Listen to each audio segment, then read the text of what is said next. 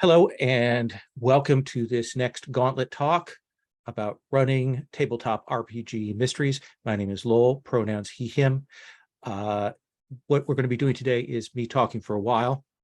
I'm working from an outline. We'll see how much I get through of that outline, but definitely taking at least the sort of the last half hour or back half to answer questions from people, or if they have examples or things they want to give as insider input into this, they're more than welcome to. This recording is part of the Gauntlet gaming community, and you can find out more about that at gauntlet-rpg.com. So I love running mysteries, in part because I am terrible at them. Like, I will read mystery novels and I will be shocked at the end. I will watch Agatha Christie stories, I watch procedurals, and Sherry will have figured it out long before I do. I am very bad at them. So one of the pleasures of running mysteries is that I already know the answer and I don't have to work it out. And I really, really love it for that. So in terms of what I'm talking about, mysteries are an important question, an issue that's out there that the players have to dig into and find out about, and often by answering sub-questions. Right now, we're focused on, in terms of my talk, about mysteries as the central problem, but as we may get to a little bit later, there are often mysteries sort of hidden in the background, things that pop up that occur as processes throughout an ordinary other game. The most common structure that we see for the classic mystery TTRPG scenario is there is an incident, there is a crime that happens, and the players go to investigate that. And by investigating that, they realize that there is a bigger picture problem. There is a bigger picture question that is going on. That's the classic Call of Cthulhu structure, but it's the classic structure for all of the kinds of stories, or at least many of them, that we'll see. Within that, I want to talk about there being three kinds of approaches based on our system, based on our game, based on our play approach. The first of these is the set mystery. We have an established solution, and there's typically a chain of process that we're going to work through. Call of Cthulhu works this way. Trail of Cthulhu, a lot of the classic investigation mystery stories work with it. It means we planned out the stages. It's not necessarily linear, but we've kind of worked things out and gotten those ahead of time and have a set endpoint.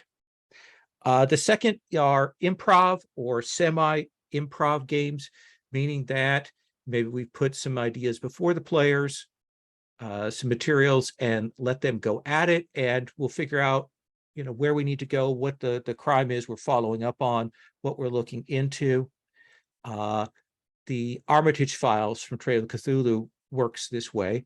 They have a player sort of facing handout, these different letters, and based on what the players investigate, the mystery sort of changes.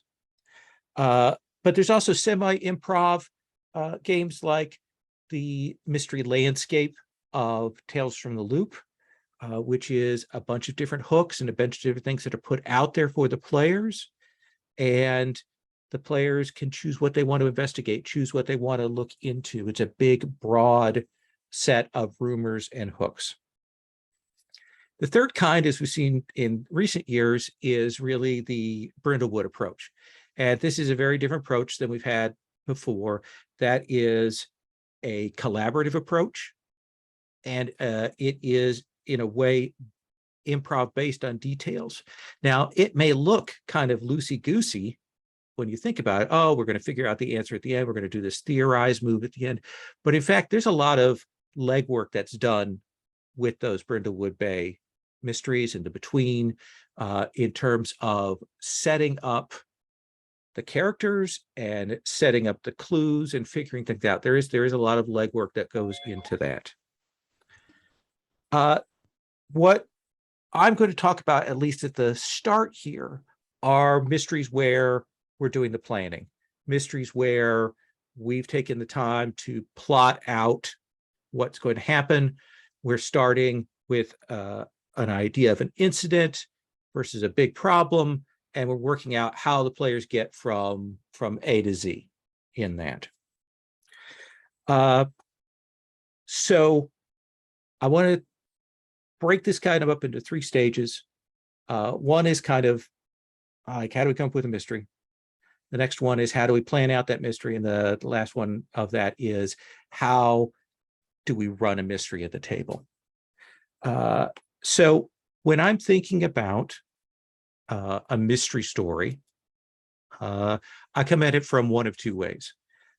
Either I've come up with an idea, an incident, something that sounds cool to me, or I've got an end goal, like an end problem. In the first case, with the incident, I start with that and then I work forward. In the other case, I start with the big picture and then work backwards. I'll give you 2 concrete examples of this. I ran Dresden Files Accelerated. And the idea I had was that in the end, the big question, the big problem was that someone was stealing a hell and was building a new Chinese hell in America. That's my big concept there. And the thing then was, okay, how do I get to there? Where do I start with? I want some kind of inciting murder or supernatural happening that gets to that. But I started from sort of the end. The other approach with this is, I had with a game called Kuro, which is a sort of a Japanese cyber horror game, I had the idea of a person with a like a dermal tattoo that was being used to summon a killer. Essentially, somebody was hacking that tattoo to do that. And that's kind of with that sort of incident of this person being killed by a magical tattoo, and then working with, okay, why were they killed? What happened there? What went on? So there are 2 approaches that I take with that. One of the things about doing it from the inciting incident, like the big scene, is you can really think about it in terms of the set piece. This is what I want to have happen. This is what I want to see. This is the tone that I want to put on the table right away. And it also means that you can start to visualize how the PCs are going to enter into the scene, enter into the story there. If we're coming at it from the big picture, the big problem approach to things, you can start from thinking about what the showdown is going to look like. Like when they fight the big bad, when they bring down the big criminal, what do you suppose that scene is going to look like? And once you start thinking about the details of that, you can start going, okay, what are the possible ways that we arrive at that place? Like, what would be the steps for us to get there? Now, one of the things about mysteries is that we are focusing sort of on crimes and criminals and things, but mysteries can also be about problem solving. They can be about an issue being put out there, a problem being solved. It's sort of the same thing, but we're trying to come up with an answer to a problem. I like to think about it this way because there are some people who do not like mysteries in their TTRPG games. We will come back to this later. If you know Rich Rogers, who I love and adore, and is a good friend of mine, but he despises mysteries. He despises mysteries. So what I tend to do when I run for him is I tend to hide the mysteries. I make them into problems that have to get solved, steps that have to be taken. I try to make it a little bit more palatable to him. And it works sometimes, and sometimes it doesn't. But that's an issue that he and I have together. In terms of thinking about picturing mysteries in terms of noir or picturing CSI or any of those kinds of things, that's where we're drawing our inspiration from. I do want to say that most mystery stories are not great models for what we're doing as GMs when we're running. Like, they can be inspirational, but most mystery stories are focused on an audience. They're trying to hide things from an audience, and they're trying to reveal things. They're trying to keep those things for the last minute. As GMs, we are focused on the detective. We are playing to them, and we want to keep them in the loop. We want to keep them going along. We want to draw them forward rather than hiding everything until the end. So, like, Agatha Christie stories are great, but they are very much about hiding the ball until the end, or burying the details in a mass of other information. We're not trying to do that. We're trying to, in some ways, do the opposite of that. Good models, though, from existing media, I would recommend Columbo, as archaic as it may be now, is a great model, because we do get to see the process of figuring out the crime from the outside. We already know what the crime is. We have to work our way backwards. I would also say that a lot of, especially modern Doctor Who, is a great model for mystery stories. They are often pretty direct. They're pretty clear. They explain things in an easy set of steps. But they're also mysteries that often involve an ensemble. It isn't just one detective. It's a set of detectives trying to put together the pieces to figure something out.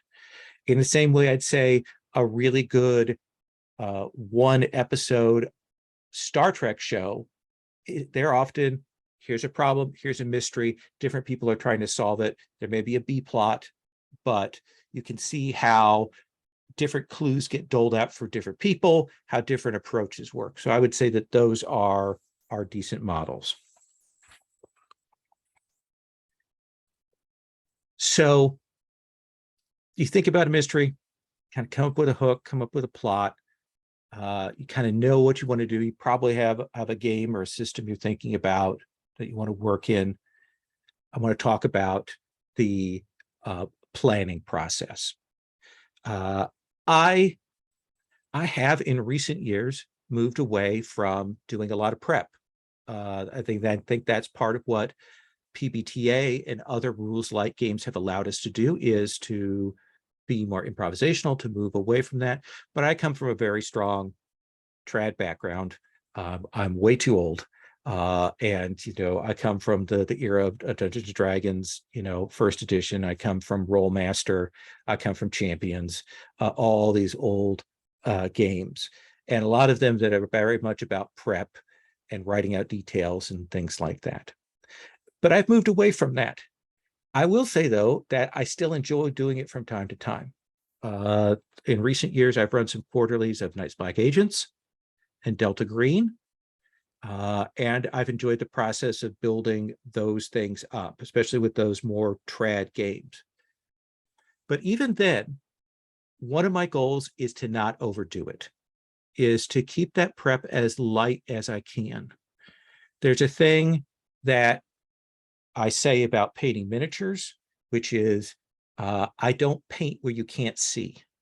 Like, if I put paint on the figure, I want you to see it. If it's like the undercoating or whatever, I don't care about that. I want to just give you the details that you can actually work with, can actually do. So a good deal of what I'm doing when I'm prepping is trying to keep that tight for the game that I'm running. Generally, if I'm prepping a bigger mystery, as I did recently with Delta Green, and in the document that I shared with you, there's some links to some of these blog articles I put up about this at the very, very end. That's a couple of hours maybe worth of planning for a mystery that's going to last several sessions. But then when we actually get into play, I hold myself to my same limits, which is I do not prepare or plan for more than an hour for a particular individual session. I absolutely cut myself off at that. I won't start doing the hard prep for a session until that hour mark. And that has really helped me focus what I do and really think hard about planning. Now, I'm going to talk about the steps that I go through when I plan a more traditional game, with the maybe a couple hours before, when I'm kind of setting up the initial mystery, and then the hour of planning. These are just my techniques. These are the things that have worked for me. So they may be useful for you, or you may find them not as good an approach, but I just want to stress that this is the workflow that I've come to. The first of these is, for me, if I'm going to go and put a mystery out in front of players, once I kind of got the incident and maybe some idea of here's where we start, here's where we're going to end, maybe that, the next thing that I almost always do is I build a timeline. I build a timeline like, here's where the crime happens. Okay, here is where this person appears in this. Here is where the initial inciting incident is, and I'll make a very basic set of chronology. And that provides a scaffolding for me. It provides a set of structures, and then I go through and I can start to see where there are gaps. Like, okay, maybe there's a big gap in terms of time. What has occurred here? How did we get from this point to this point? Building up a chronology is a great starting point for two reasons. One, it helps you visualize the sequence of events. And you can go, okay, I kind of need to answer this question. Okay, where does that fall in the chronology? What was this person doing at this time? And the other thing is, when you actually get to the table, one of the things that players will hook onto to try and figure out what's going on, to figure out what the story is they're going to try and build up that sequence of events. Okay, this person was killed. Okay, what were they doing before this? Okay, when did they learn about this? At what point did this person come into contact with them? That chronology works backwards for the players, for you figuring things out. It also sets the table for you to go, okay, the mystery has occurred. The players have started to investigate the killing. If nothing else changes, what else is going to happen? Are there going to be other murders? Is this person going to escape? What's the chronology? Is this demon going to get summoned? What's the timetable for those things? And I'm not talking about putting out huge amounts of details, but just getting yourself a rough chronology with a few statements on things. It's a good way to outline the backstory for the characters as well. How did this person that's the victim, how did they get involved in this whole situation? So for me, that's my starting point, is the chronology and doing that timeline. Another approach, another way to look at kind of figuring out what is involved in the mystery is to focus on locations. And that's putting out a list of places.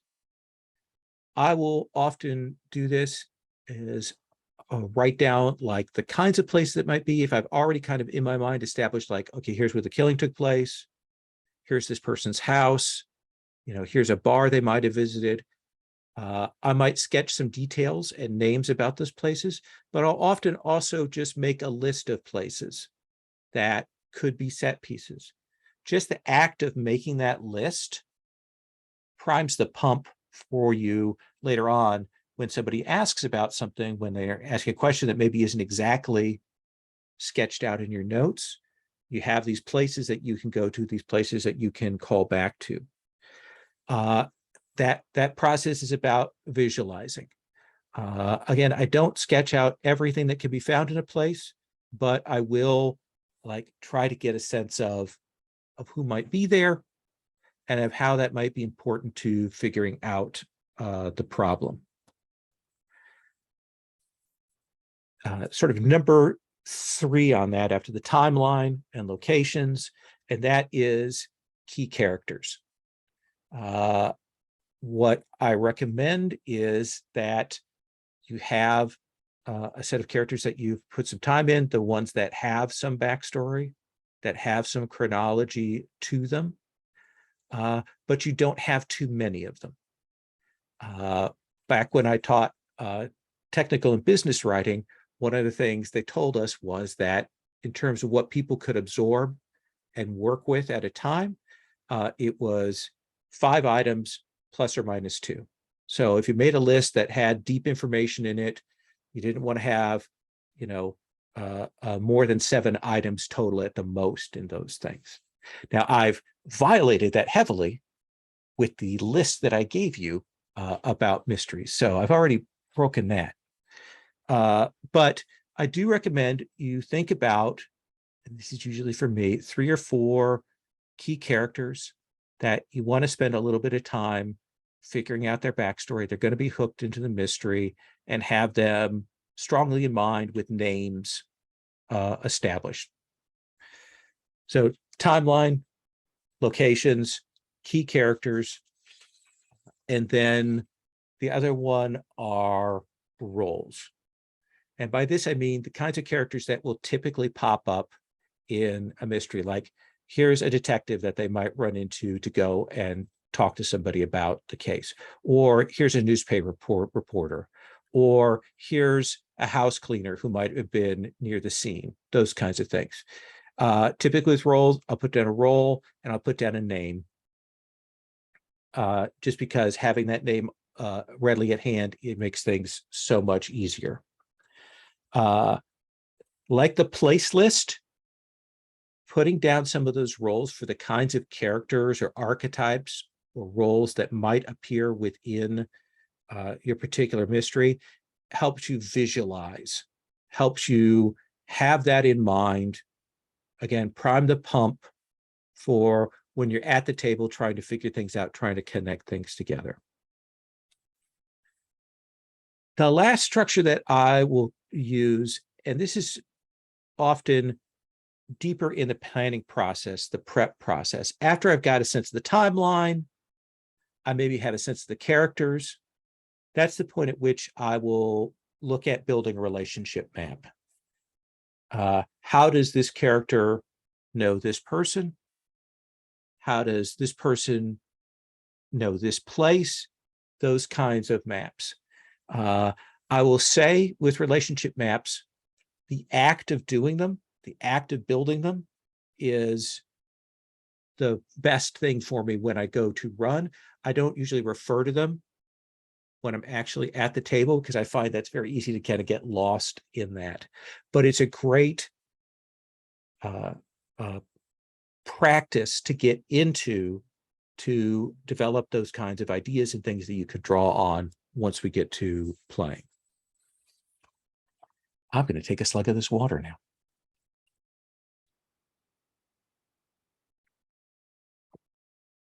And again, if you do have questions or things, or if I'm going way too fast, which I probably am, I feel like I'm babbling at this point, feel free to interrupt me.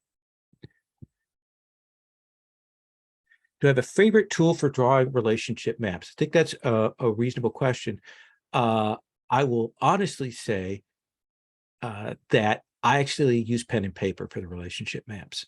I'm way too old school, and I find that much easier for me to work with, is circles and lines for that. I know some people do use the kinds of relationship drawing tools and use them very well.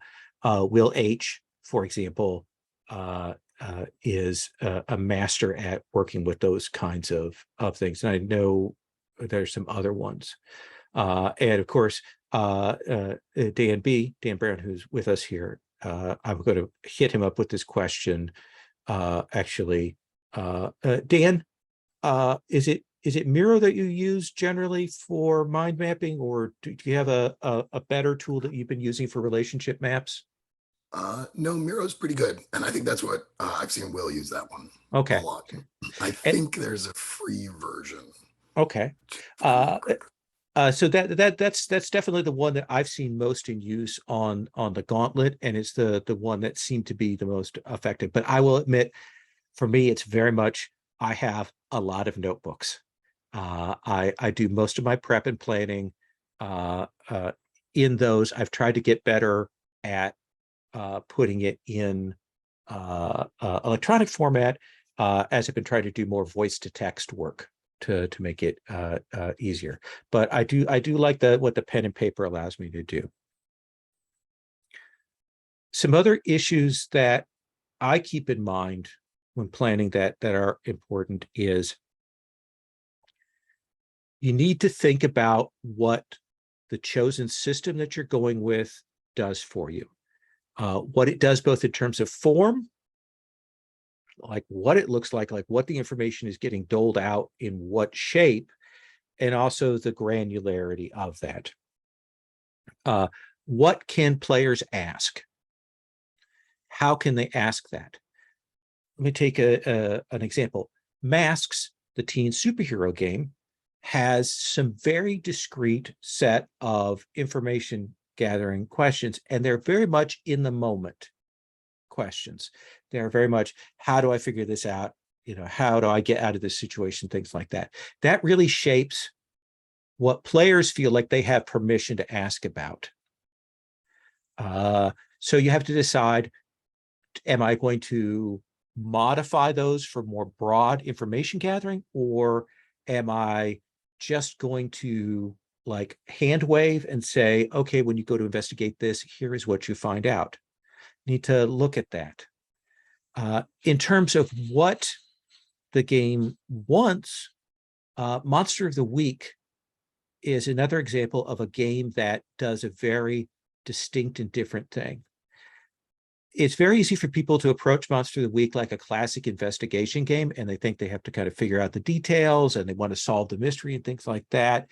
But Monster of the Week, there's a very specific mystery that you are trying to solve. How do I beat this monster? That's set out there. The structure of play revolves around that. And if you're thinking about it in a more general mystery approach, you're kind of missing what Monster of the Week brings as a strength to the table. On the other hand, there are games and systems that are much more discreet about what information you get. We're going to come back to talk about Gumshoe later on, but it's a game that really breaks down information into specific categories. It really says, if you want to get particular kinds of information, you absolutely have to have skills that relate to that piece of information. And you need to think about that, about how the game gives you that, how it provides that information to players, what players have permission to ask when you're thinking about what kind of clues you can give. Because sometimes you may like set up a clue that would take some twists for the players to actually get to that or ask that question, given how the game is structured. So you need to have that in mind. Another thing to think about while planning, and again, this kind of refers to Gumshoe, is player-facing material. This is material that is documents or images or maps or anything that is like says it's coming from the game world itself. This is a great resource. Like this is very cool because you get to give a handout to the players, and they can look at it and play with it, and that's very cool. But there are some real limitations to player-facing materials. Number one, longer sets of player-facing materials, as presented in the Dracula dossier, for example, from Nice Black Agents. It has a copy of Dracula with redacted notes and commentaries and marginalia in it. That is a serious investment for any player to actually look through and put together, for like to draw ideas from, to like use it to go somewhere. Now, if everybody's on the same page, they've all agreed that we're going to be playing the Dracula dossier and we're going to be working from that and we're going to go through these materials, that's one thing. But if it's a smaller game or if the players are not ready for it, you need to be thinking about how we can tighten those things. There are other really great mystery modules, mystery campaigns that have big chunks of player-facing material that they're really cool, but like they have a lot of weight of expectations on the players. And what can happen if you give a bunch of player-facing material to the table is you may create a real break between players in the group. You may have some players that are really into it. They want to go through those documents.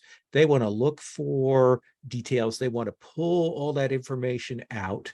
And there are some players for whom that is not a fun activity.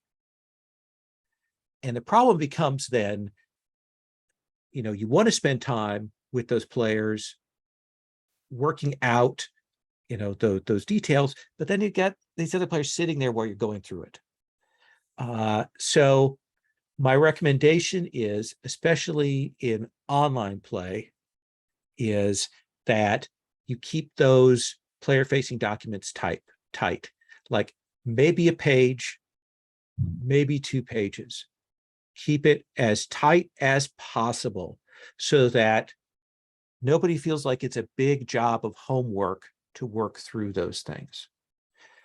If you are at home, face-to-face, working through things, I think you can probably do larger amounts of materials. You want to make sure that everybody has a copy, and you want to give that to the players at the end of the session. If you give players player-facing materials, they will immediately start to look at them. So recognize the timing of when you give players those handouts and things. If it's a little thing that they can look at in just a minute or two or a couple minutes, it's worth giving in play. But otherwise, saving those for the end of the session is probably your better plan.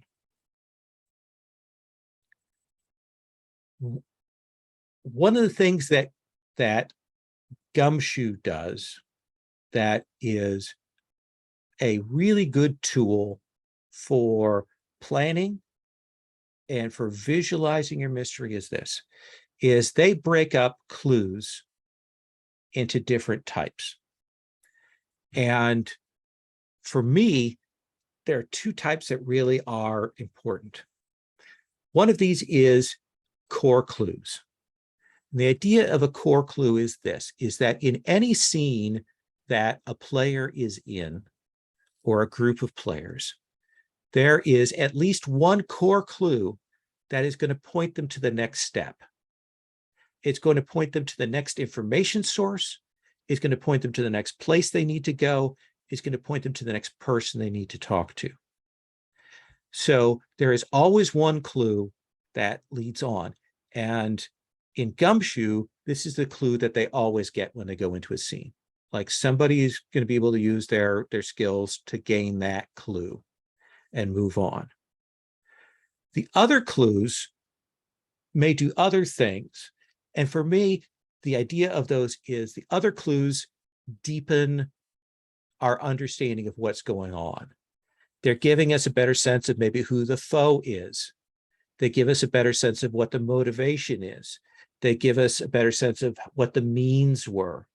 These are things that go on and help us so that when we get to the end, we have a better picture of what's happening. We know how to fight the villain. We know what the dangers are. We know what the risks are.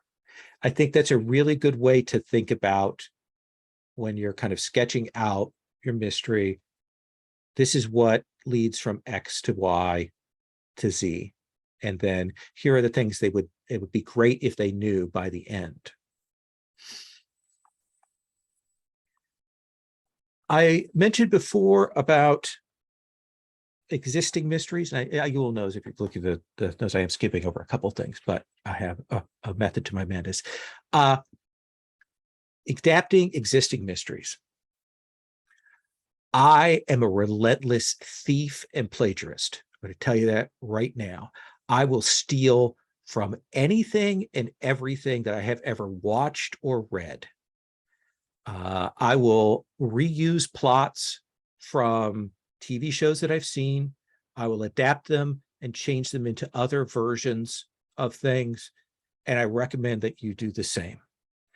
Because once you get them to the table and once you start playing them, they will be nigh unrecognizable for their original source. There is a, I don't want to say a terrible movie, but a not great movie called Lord of Illusions by Clive Barker from a number of years. It has Scott Bakula in it, and he has a really cool tattoo on his back.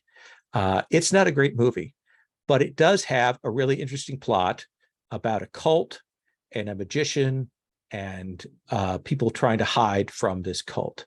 And I stole that for a Call of Cthulhu scenario, reworked it, and it was great.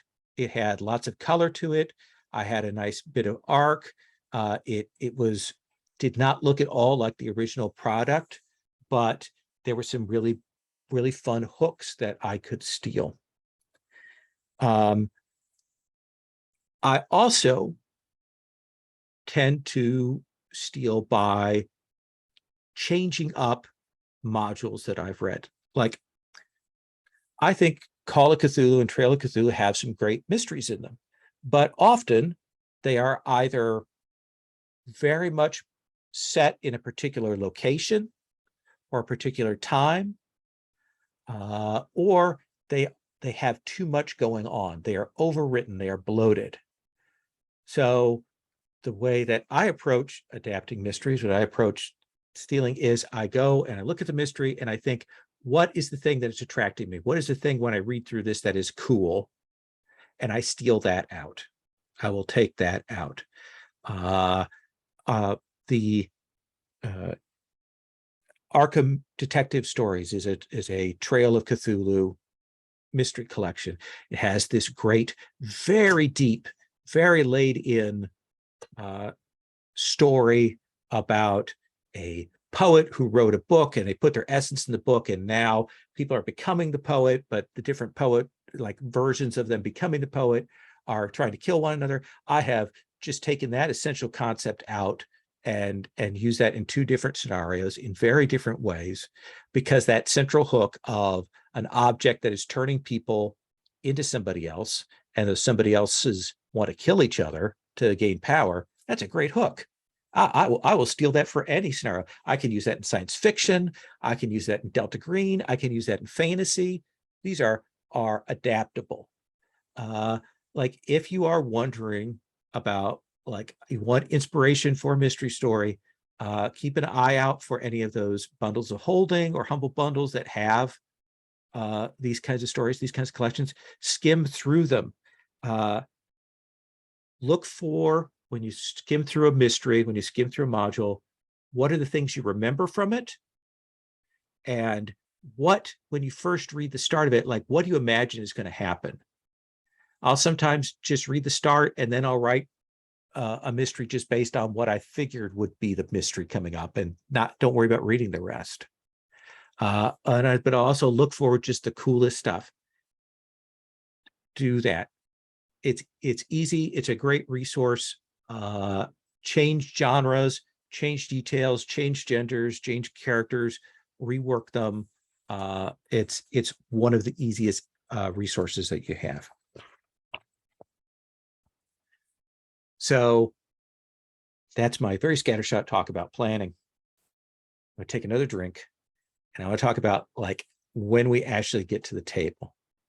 Now, this one, what I talk about now, is going to apply for any kind of mystery that you're running. If you're running a mystery with a set plan, if you're running an improv mystery, if you're running Brindlewood Bay, these are things, I think, techniques that you want to keep in mind when you're doing this.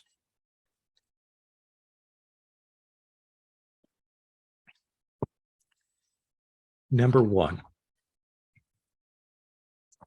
it's really important during the sort of the cats discussion or the preliminary setup discussion or even the event description for a mystery, if you're picturing this as a mystery game, as an investigation game, tell the players that. They should know that this is what this is going to be, and they should be on board. Because if it's going to be 100% investigation, 90% investigation, that's a very different game than your typical TTRPG. You want the player buy-in. You want them to be excited about that. So tell people if that's going to be the primary activity. If there's going to be particular genre considerations, like is this going to be noir? Is this going to be pulp? Are your characters going to be outsider investigators like monsters or whatever? You want to set those things up. I think really want to spell that out for the players during your cats, during your setup. As early as possible, when you're starting a detective game, as a GM, you want to model for the players what information gathering looks like. You want to show them that if they want to research something, this is the kind of role that they're going to do, and this is the kind of information that you're going to give them. And how much RP, how much role play do they need to do with that research? You want to model that process early for them. If they go to talk to somebody, do you say, I'm going to go talk to this person, and then you make a roll, and then you get this information? Or is there, as a GM, are you more comfortable doing a little bit of back and forth and then making a roll? Or are you just doing the back and forth talking? You need to model that structure for the players early on so they know, okay, when I go into a scene, these need to be my expectations. I want to go talk to this person, so I kind of need to think about like what my relationship is going to be to them, what my position is, like how do I get this out of them, versus I'm a detective, I go and make an interrogation roll. Players need to know that so that they can mentally plan what they're doing and go into a scene with a better sense of what they need to have as resources in terms of skills, in terms of mental preparation.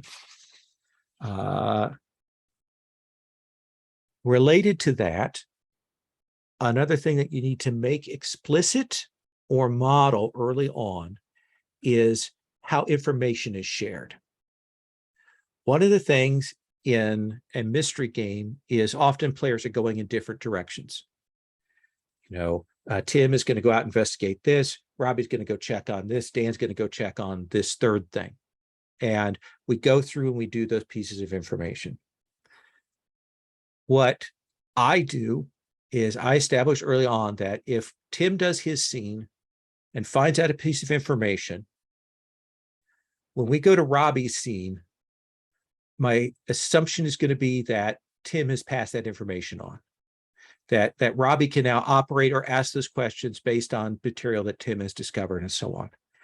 It's not entirely realistic, especially if you're like in a fantasy game or whatever, but it does create a shortcut and make the passing of information much easier in play. In games where we have modern games where we have communications like cell phones and things like that, that's easier to justify.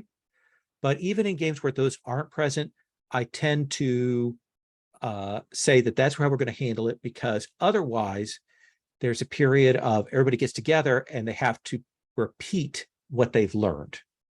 And people don't know if they've heard something, if they haven't been told. Do I already know this? Do I have to ask? Do I do that? I think that's really important.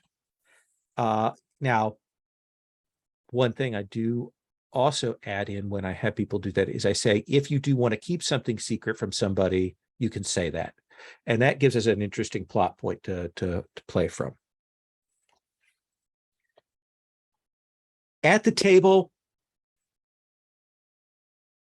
be obvious. It's very easy to overwrite and overcomplicate a mystery. It's very easy to do that. It's better to have for yourself a very clear line. Burying things like a needle in a haystack is very difficult for the players. It makes for a frustrating experience. Sometimes you'll feel like you're giving clues that seem to you a little on the nose, a little obvious. They may feel obvious to you because you know what's going on.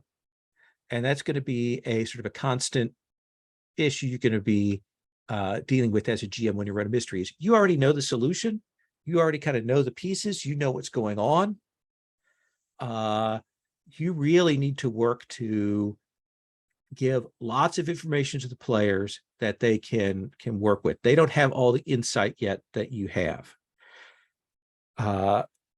What that means too is you need to be restating things, repeating things, and resetting up details. When you move between scenes, when you move after a break, when you move between sessions, that's your opportunity to go, okay, so a Puckett, Tim discovered this in the previous scene, so you were going here, so what are you looking into? Take those moments and opportunities to restate what's established, to get that on the table so that players have a strong sense of what has been discovered and what evidence they have. But also, especially after breaks and after like between sessions, when you come back, you also want to restate, it seems like last time you were thinking this. It seems like last time these were the lines of investigation you were considering. It looked like last time you were going to talk to X. State those at the beginning of sessions. Get that out there. As a GM, that you present a certain authority and you get people on the same page early on. And here's the cheat. Okay, this is where I'm going to show you what a manipulative bastard I can be.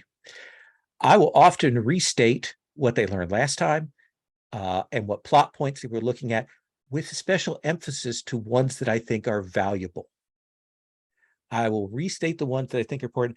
And if there are things that I think are less important, or maybe they were going off track, when I restate the situation, those things get dropped out. It is a way that you can massage the distinction between things. When players go to investigate to get a clue, one of the things that Gumshoe has taught us is when they go to investigate, they have the skills, they're going to get a clue. That's the sort of one of the big developments of Gumshoe, 10, 15 years ago when they created this. The way that works for us is when somebody goes to investigate, even if we've got like a PBTA game or things like that, if they go to investigate, they are going to get information. And if there's a role involved, even if they fail, they're going to get information, but it's going to be at a cost. And you should be thinking about those costs. Is that cost going to be to the reputation? Is getting this information going to cut off their access to somebody? Is it going to cost them resources? Is it going to take them time? Is the cost going to be in terms of their ego? Need to be thinking about that. People get clues if they go to investigate, but the cost is what changes. Witnesses will lie, but you should be very cautious about having your NPCs lie to your players. If players go and ask and talk to somebody, if you have them lying, that's a piece of misinformation, a red herring that's out there that can be confusing. So how do you get around that? Especially if you have a witness that you think is going to be dishonest or doesn't want to tell them or is going to be untruthful. If someone is lying to them, you as a GM need to signal that they lied. That can be through body language, but I like to do it a little more explicitly. Like sometimes I will say, oh, no, he says to you that he doesn't know anything about that, and if he's lying straight to your face. I'll put that out there. Now they've got to figure out why he's lying or figure out how to work around that. But you can also say he tells you this, but he seems evasive. He starts to tell you this, but he cuts you off. You sense there's more to it, but he's not willing, or you sense that he's afraid. These are all signals, all things that add a little complexion, that you can add a little depth to that interaction without just outright lying and giving the players misinformation. One of the unglamorous parts of doing a mystery game for the players is eliminating possibilities. Players will go and they will have an idea, they will have a hypothesis, and they will go and investigate something, and they will realize that that hypothesis is wrong. That is tremendously unsexy for the players. That is, it can sometimes feel to them like that didn't move it forward. It didn't get us new information. But in fact, as a GM, you should celebrate and reemphasize when a player has managed to eliminate a possibility or cleared a suspect. You should be like, that's great. So now you've realized that this can't be the case. Put your energy into giving affirmations there, making the players feel like that result is a real success for them. Sometimes when you're running a mystery game, you will hear a player say something and you're like, that's completely wrong. I have no idea how you got that. I have no idea why you're thinking that. And I will admit that 20 years ago, my instinct would have been to laugh and go, haha, okay, I've got them. But in fact, I honestly think that you need to stop when you hear really blatant misinformation being given at the table. Stop and ask that player, now, you know that this is true. So are you lying when you say this? Or are you deliberately misinforming? Like checking in with them about why their character or they are saying X, Y, or Z. And they may be stating it wrong deliberately. That may be a character moment, maybe a thing that they are deliberately doing.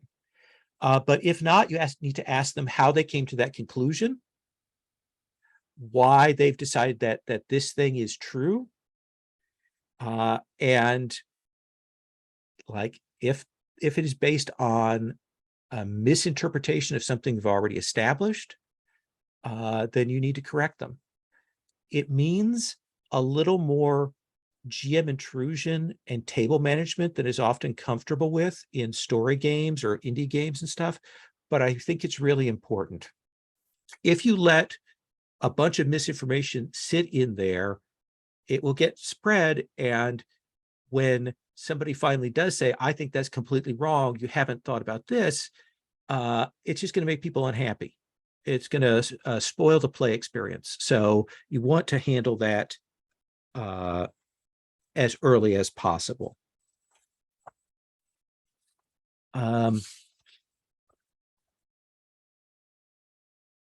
Let me talk about just a couple more things, and then I'm going to stop talking because we're almost at the hour here. One of the things that will sometimes happen when you're running is a character or a set of characters will go out and will set up to do different investigation pieces.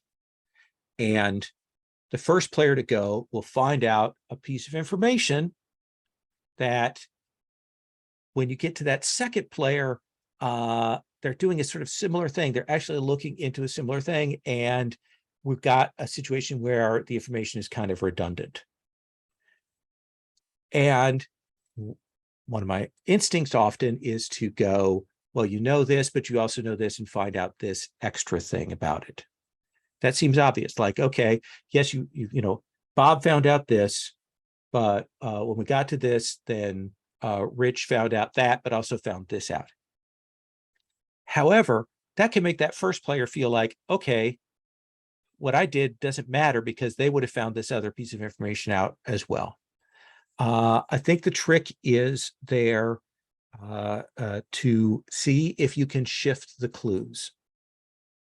can shift what that second person would have found out, so they find out something distinct. The other option is when you come to that second person, when you come to Rich, you can say, hey, so you're going to do this. Bob has already found out this. So is that this line of investigation you still want to do, or do you want to change that? Give that opportunity for the players to recalibrate what they're doing.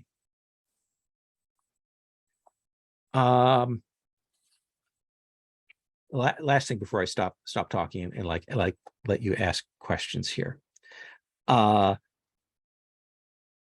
This is especially true if you're playing a game like Star Trek, or any game where there like is forensic examination or examination of evidence, or like looking into particular data or research. There is what we call the parrot problem, which is the player says to the GM, I'm going to do a scan of this. And then you tell the player the results of the scan, and then that player has to turn as a science officer and regurgitate that information to the rest of the group. So what are ways to get around this? If you type fast, one of the ways to do that is to send a message in chat just to that player. Just give them information there and tell them that. That's one way. It's inefficient for me because I am not a fast typist. That's not very good, and it kind of breaks my flow of information. So what other options are? One is when they are asking that question, you try to look to see how you can put a spin for the player on it. Ask the player for input about the question, input about the results. Give them a personal stake in what's going on. Give them some details that maybe they don't want to express to the other players, or they have to figure out how they want to massage that information. Try to work it so that the answers that you give them, the players don't feel like they just have to like state it point blank to the other players. Two last things.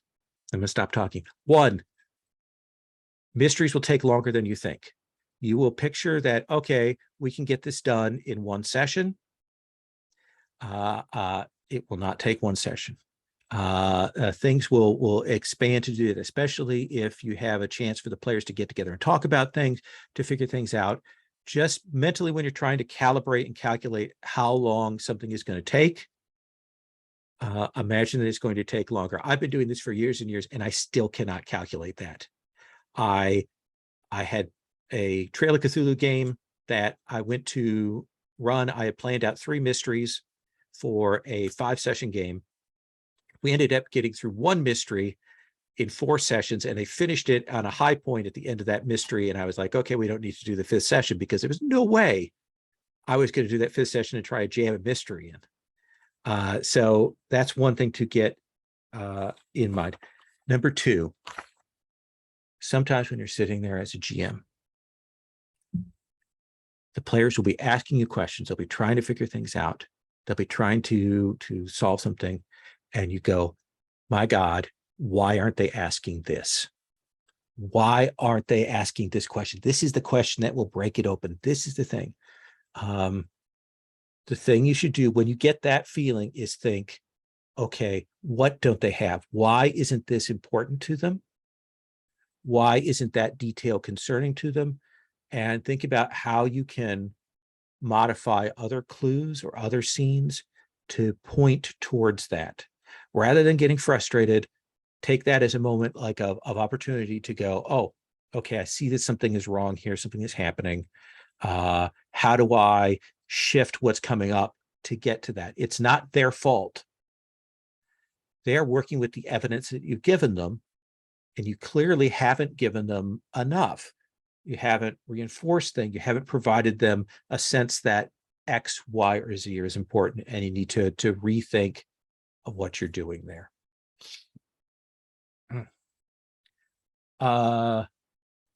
So Robbie put an interesting note in the chat here, and now I'm going to open up to Q&A, to questions, things like that. Robbie puts another consideration: distinction, mystery story versus crime story. They are related but overlapping genres. but they have different endpoints, different ideas about the endpoint. Mysteries are focused on solving the crime, while crime stories are focused on the rippling effects of the crime. It's like the difference between CSI mystery and the wire crime. Yeah, I think that's absolutely right. I think it's easier to plot and plan out a mystery story in some ways than it is a crime story, or at least to give the players the motivation. Like a crime story is often things like that you have to figure out how the character interactions are going to lead them in those directions. Where a mystery story, there's a real concrete kind of end goal. So are there questions, topics, things you'd like for me to talk about here as we hit this last 25 minutes, or things you want to comment on? I'm going to open up the table to that. You can do that in a chat if you'd like, or if you want to unmute and ask me a question, I'm also open to that. Or if you want to comment on something I said earlier. Tim, I see you almost raising your hand there. Is that what you're doing or no? No, I was just adjusting volume on my headset. Oh, Sorry. fair enough. Fair enough. Advice for genre-specific mysteries: high fantasy versus Call of Cthulhu or Tales from the Loop. One of the things I think is to be cautious when you're doing a high fantasy mystery or any mystery that has a lot of wonder or magic or things like that, is to put too much magic in, to put too much wildness in.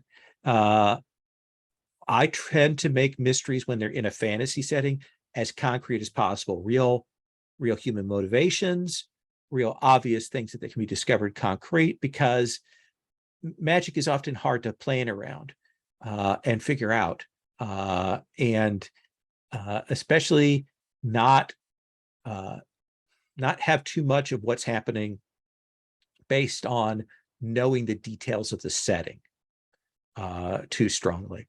Like, I love Legend of the Five Rings, and I think some of the best work in Legend of the Five Rings is the early modules like City of Lies and some things, great mysteries. But sometimes I read those and I'm like, the solution that you're offering here is based on a very specific knowledge of this Rokugani setting and what's going on in this place. Some of the mysteries aren't, but sometimes you're like, okay, now I have to explain a bunch of other stuff for the players to be able to solve this. I think really, in most cases, focusing in on the real human elements is a better than not. You mentioned Tales from the Loop. Tales of the Loop is a really interesting case because the characters in Tales from the Loop don't have any power. So you've got a set of investigators that are trying to figure something out, but it's a real challenge for them. And that's actually a lot of the play, is in how the kids overcome that. And that means that when I run a Tales from the Loop mystery, the mysteries aren't that hard, because a lot of the challenge in play is about them saying, okay, I have to sneak out after night and go and do this, and so you look at where the play space is in that. Other questions, comments, feedback? I'm going to take a drink of water.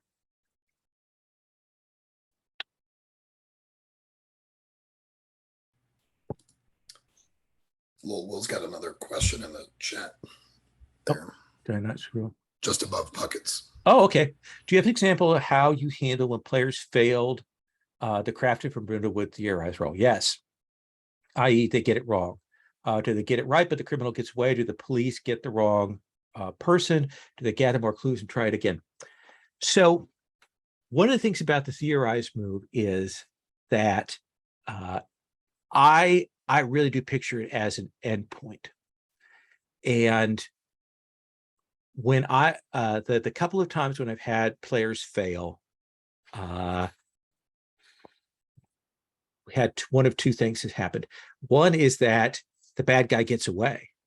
Like, they realize after that, like, they make the theorize, they solution, they present their hypothesis, and but by the time they do that, A, they were wrong, and that let the bad guy get away, and B, the bad guy escaped. So I think that's a cost or a consequence. The one time when I think I really did it the best was they did the theorize move. They failed it quite badly. And somebody shot the person they accused because they wanted revenge. And it was only after that person was shot that the players realized that, in fact, the person they accused wasn't the criminal, and that they had been kind of set up. They had been manipulated. So I think go hard on that, especially if this isn't the last mystery that you're going to do, because then you can bring those characters back. The bad guy that got away, the villain that escaped, the person that escaped punishment, you can bring them back in a later mystery, and the players have a real incentive to take that person down. If it's like the last mystery in a series, I might force a rethinking, put some costs on the table, like costs to their personal reputation or their ego or not, before allowing kind of a second bite at the apple. One of the things forthcoming, of course, is Apocalypse Keys from Ray Najati. And Ray has some really interesting discussion about how that failed theorized role works. It's handled differently in Apocalypse Keys, but that's a resource that I would recommend for that.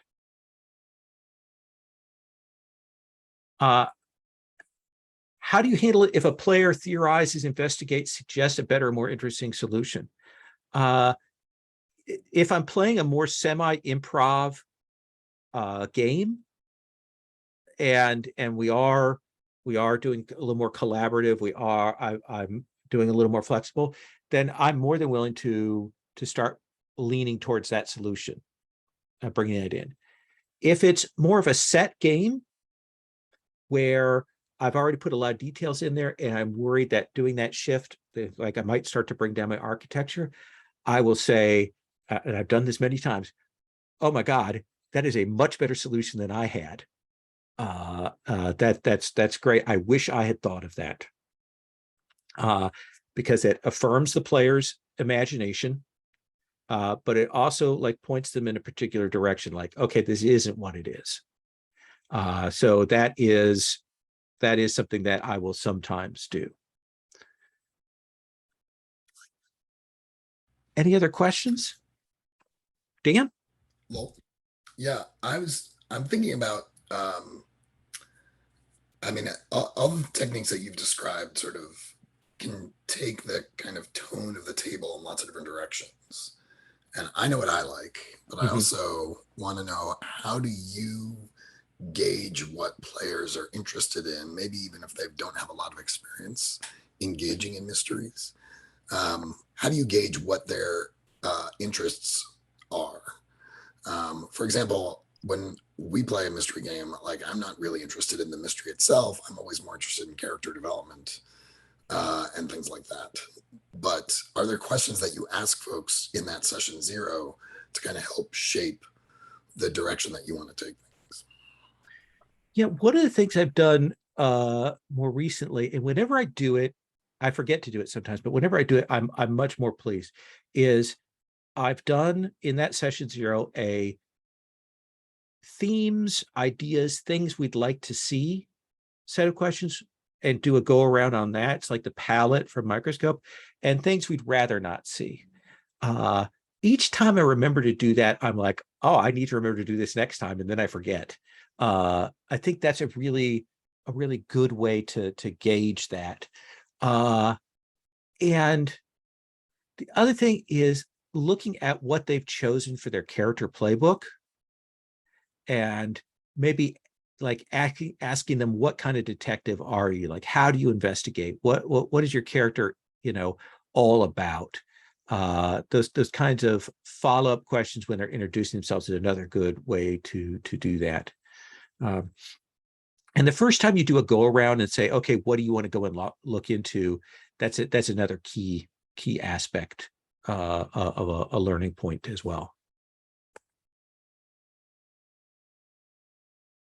Any suggestions on balancing combat with big bad? That's just part of concluding mysteries, or the players are tasked with taking them into custody, taking them down?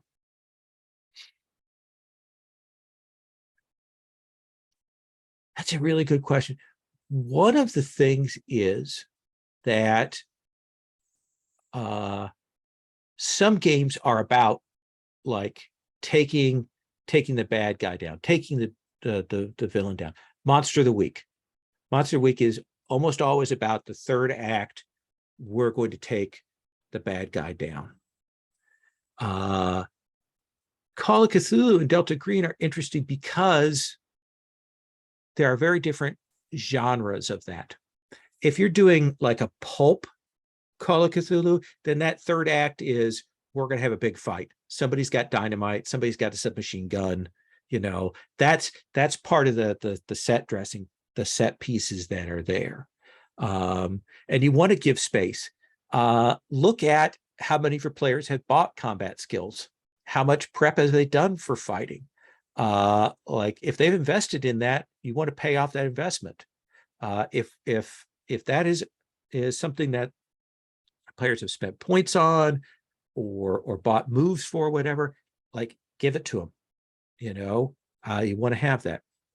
Delta Green's an interesting case because for me, Delta Green is perverse in that sometimes you're in a really bad position, and sometimes you pull away from the players that opportunity to actually get that closure through fighting.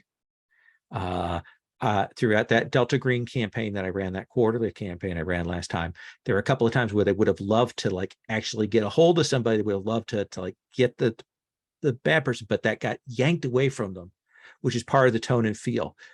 When we got to the final session, they got the big fight, and half of them died, and that was that last session was all about them raiding a base and combat and death and things like that. And that was the payoff for all of that setup from earlier. I think look at what the players have bought into and how they're feeling, like read the room, read the temperature of it. If they are like, we really got to take this person down, we've got to do it in, and with some finality, we got to take the big bad out. Any other questions?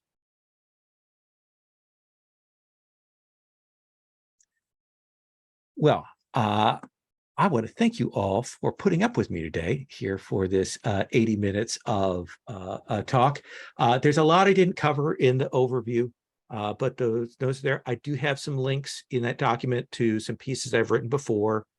I've written out some examples of how I've structured mysteries in the past, so they're at the bottom. I think there are a lot of great mystery games out there. It's one of my favorite things. Thank you all so much. Yeah, I'm thank going you. to stop the recording.